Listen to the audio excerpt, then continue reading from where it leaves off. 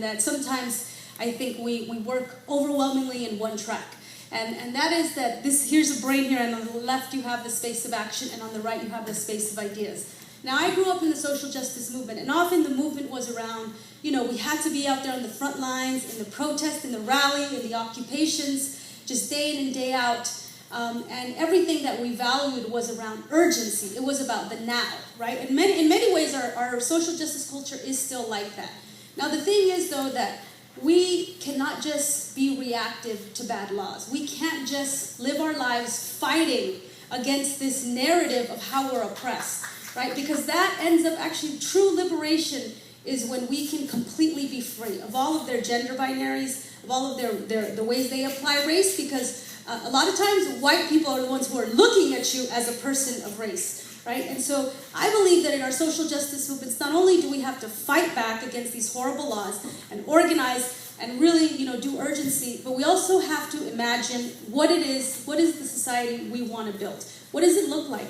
What does the world look like in which young kids of color can grow up with full opportunities? What does it look like when a child is born and they can choose what gender they want to be? They can define it, And so I believe that as artists, and actually as just people who are affected by these laws, we have to be in the space of imagination. We can't just be fighting their laws, because their categories actually separate us. They dehumanize us. They humiliate us. And their separations, for example, even male-female, creates a destructive pattern that is killing the planet. It's killing humanity. It's locking people up. It doesn't respect the fact that we are connected as humans. It sees us. It oppresses us as a woman.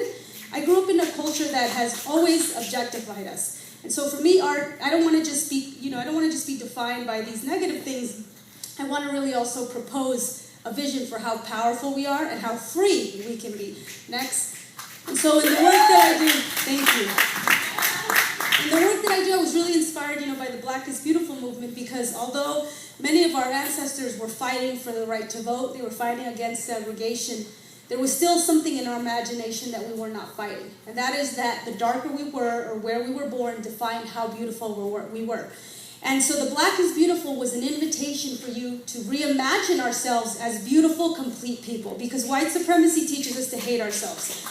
And so Migration is Beautiful was an invitation for people to imagine a world without borders, right? Because so often, if we've been now almost under 15 years of anti-immigrant laws, which the moment you see an immigrant, what do you think? Illegal, criminal, he doesn't belong here, deport them, right? But how about instead we recognize the dignity of migrants who decide to one day leave their home, leave their place of birth, their place of origin, because they can't survive. And women will get on top of trains for 50 days, and women making the migration journey here from Central America to the U.S. face 80% rape, okay? And despite that women and their children embark on a journey, face off with narcos, face off with cricket pigs, Mexican pigs, and then they go to the border and the desert. If the desert doesn't kill you, you will get detained by Border Patrol. You'll probably spend another few years in the system. And despite that,